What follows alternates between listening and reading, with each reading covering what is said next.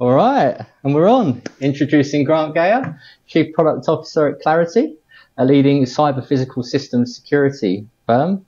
How are you, mate? Great, thanks for having me. Good to see you, mate. Good to see you. So when did you get into New York?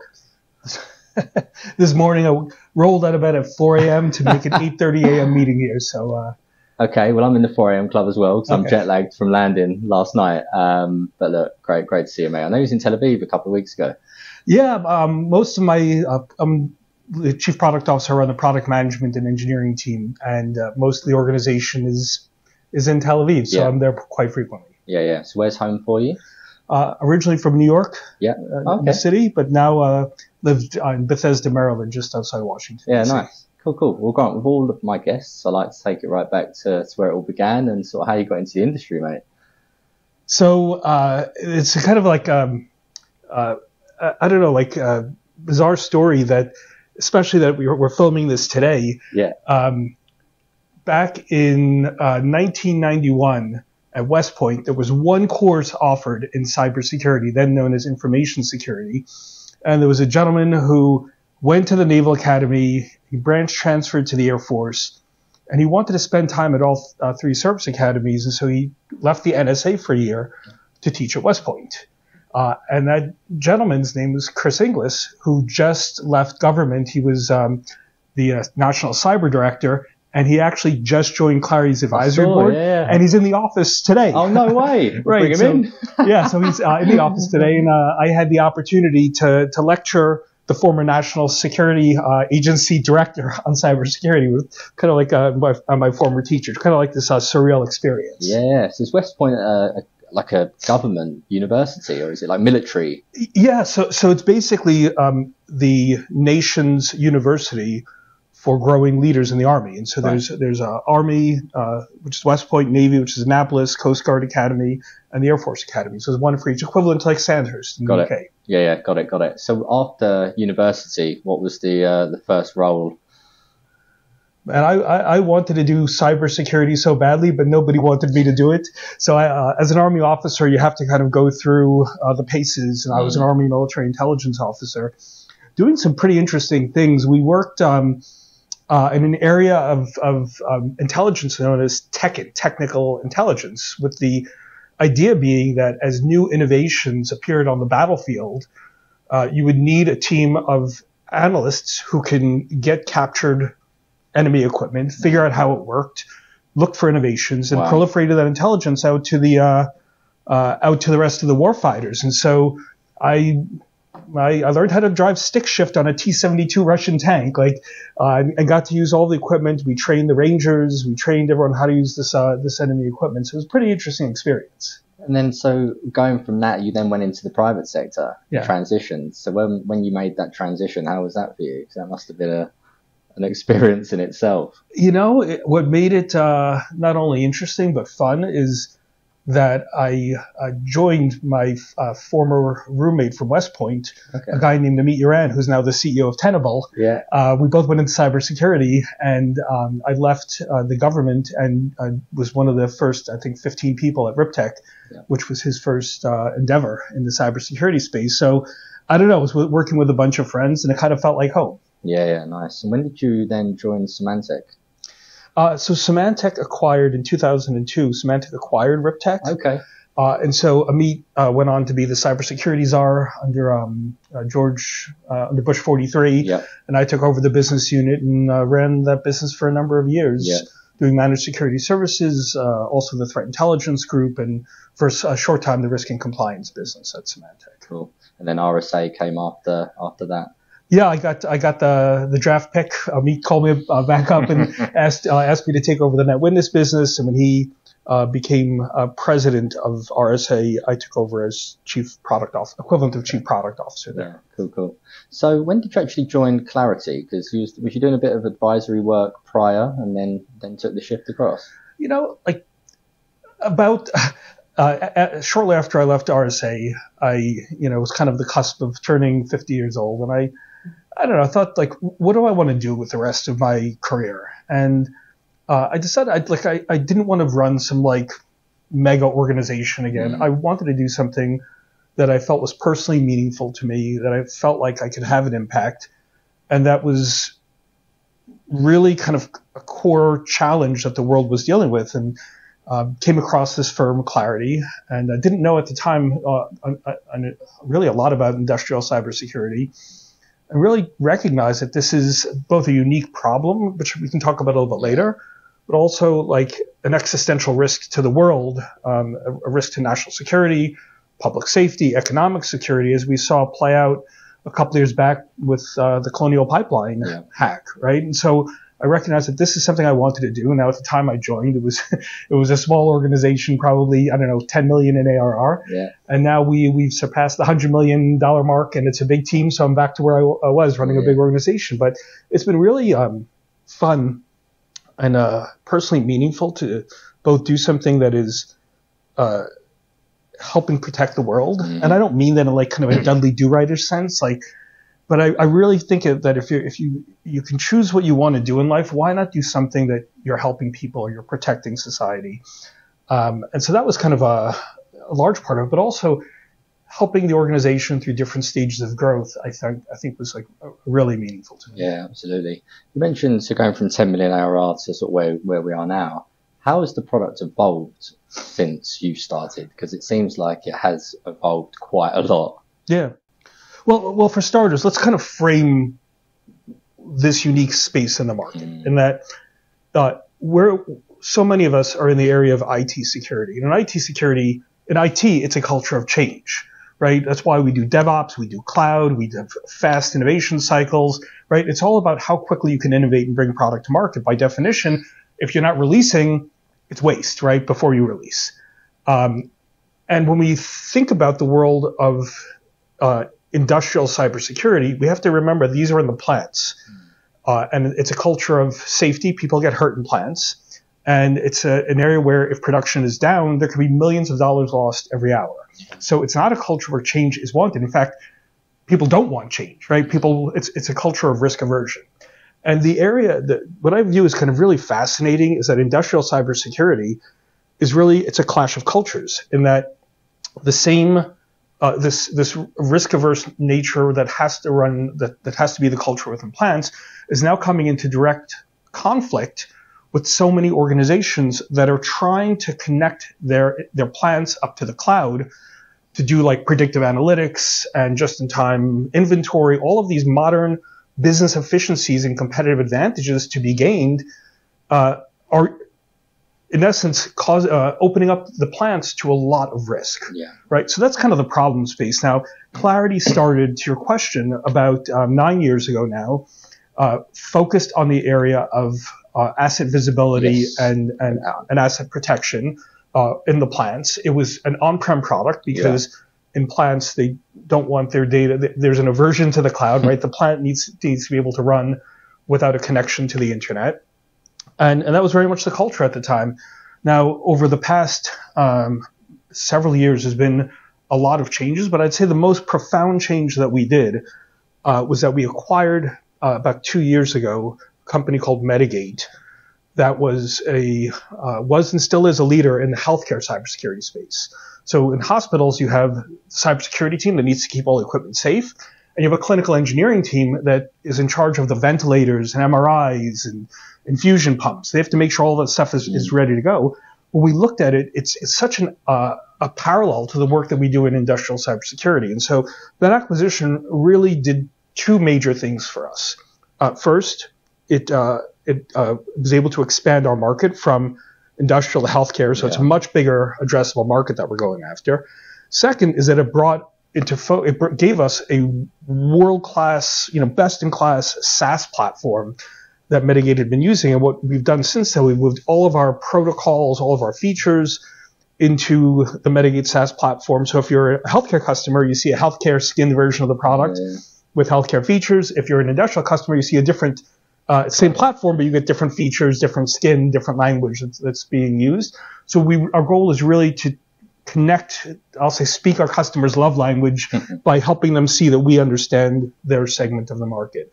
And so expanding that platform into SaaS, our industrial knowledge into SaaS, was an incredible shift that we did as well. And at this point, I'll say that most of the deals that we're doing are SaaS. So I think the market has changed from an on-prem mindset to a SaaS mindset. So that's like a couple of changes that we've done. Because when you took Medigate, that's what really sort of was, for me, super interesting, because going from OT and then thinking about actually IoT and the actual medical devices that are used to save people's lives, what actual impact could this have? Like a cyber attack on a medical device, like, is it as bad as death? You know, it's funny because for years in cybersecurity, I've always tried to have like a voice of reason when we talk to media, when I talk to media or talk to the press or on podcasts. I have like a negative sentiment or negative reaction whenever there's fear mongering. Mm-hmm. But the thing that really is true when you look at industrial cybersecurity or healthcare cybersecurity, because these digital technologies being used can impact the physical world, there is the possibility of negative consequences. So there were 2 cases, I think in 2021, of patients that died because ransomware infected medical equipment in one case, and they couldn't perform diagnostics on a baby that was in distress. I think that was in Alabama. And there was a second case that the EHR, EMR systems could not, the systems, all the medical records in a hospital in Germany could not be accessed due to ransomware. And the woman that was in distress, she had to be driven to another hospital, and she died, I think, in transit to the other hospital. So the first 2 named victims associated with healthcare cybersecurity. Our vulnerability research team, and it was Team 82, did a what-if analysis to see if they could hack a patient sensor, like a health sensor, and they were able to find zero-day vulnerabilities in it. They were able to show that you could make it seem as if a patient who is in distress, that's going through a cardiac situation, their vitals will appear normal. And so you could, again, these are not typical hacks that someone would do, but it is possible to cause real damage to patient outcomes through hacking of technology. What other impacts and damages can be? Because it's not just obviously medical devices. We've got other critical infrastructures like water facilities. I think there was a couple of incidents like a few weeks ago, Velio, and obviously the other side of the pond, we had Southern Water hacked. I think there was ransomware as well. What are some of the other impacts? Yeah. What I think is sometimes not always obvious is how much of the Western world's infrastructure is digitized these days, and that the benefits that it gives us are so amazing for society, but the soft underbelly is digital risk. And so, as I mentioned earlier, we had this Colonial Pipeline hack in 2021 that, in essence, while the OT systems themselves weren't hacked, the organization could not positively assert that they knew that, and so they had to shut down the pipelines as well. And so fuel could not be sent to most of the eastern seaboard. Gas prices spiked. There's questions of would military aircraft have sufficient fuel to do their missions. It shows that just a single ball bearing in the overall infrastructure can have a profound impact on economic security, national security, and overall societal safety. So that's another example. There was there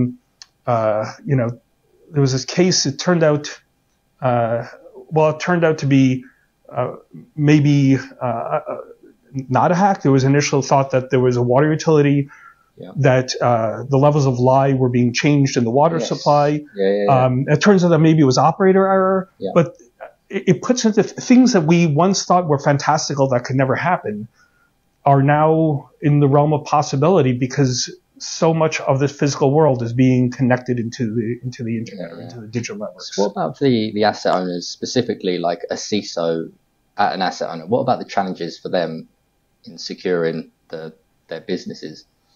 Yeah, look, the challenge for the CISO is pretty profound in that he or she may be given responsibility for OT and IoT, an extended charter, but the plants are where the business happens. And so there's one of the largest food and bev companies we worked with. There was a board level edict that the plants all needed to be secure. They needed to have OT security in place. And still, despite the fact that it was a board funded initiative, the individual that was our primary lead on the project still had to go through convincing all of the site leads about the the importance of it, right? So there can be a lot of resistance. Some of it is fictitious thinking that, well, we haven't been hacked before. Why do we need it now? Yeah. Right? There's sometimes IT has sometimes run scans in these environments and caused impact to the environment, and so IT may have a bad name in some of these environments. So there's a lot of challenges that they need to work through in terms of culture, demonstrating the safety of these types of systems, but ultimately it's for a good end, which is to ensure that there's an overall posture that's being secured across the entire kit. Is there any advice or any practical advice you can give any practitioners specifically? I think one of the most important things, if I were put into the position of being a CISO in an asset-intensive enterprise, thing one I would do is conduct a risk assessment of the environment. It's one thing to not be aware, negligence, but once you are aware, it moves you, ignorance. Once you are aware, it moves you very quickly from ignorance to negligence if you don't do anything about it. So I think you have to make the problem real and concrete and on the radar of a risk to the board. So there's the boards are used to thinking about liquidity risk, supply chain risk, legal risk, but they're not used to thinking about cyber risk as a risk that has an equal seat at the table with these other areas. And I think the key is demonstrating what the size and scope of the problem is, also demonstrating there's a lot of regulations coming out now helping organizations understand what the penalties are for non-compliance can be. I think that's probably the most important first step.